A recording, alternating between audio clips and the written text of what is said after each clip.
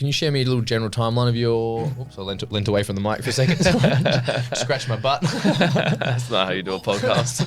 Can you give me a general timeline of your overall experience with meditation? Because I love to hear these stories because it kind of talks how people were led to different points and how they shifted and tried alternative things. So I'm really keen to hear about that. Cool, beautiful. I'll smash through it. It's been a long journey. I'm 33 soon. Yeah. And I started when I was 19. I started by laying down on my floor in the dark in my room, being completely still, breathing, and just listening to my thoughts, asking myself questions, finding answers. And I would tend to follow that by journaling. So that's how it very first started out. I then practiced meditation with many mentors, teachers, courses, retreats, seminars, workshops, reading books ever since. So I've been doing it for the last 14 years and I still do it today. It's a never ending practice. Like you mentioned earlier when we were talking before the podcast, there's so many different types of meditations that could be done. And so the main ones that come to my mind that have really benefited me are a silent meditation, guided, breath, body, emotions, the unknown, questions, and affirmations. These are all slightly different. So a silent meditation is something where you just be in complete silence.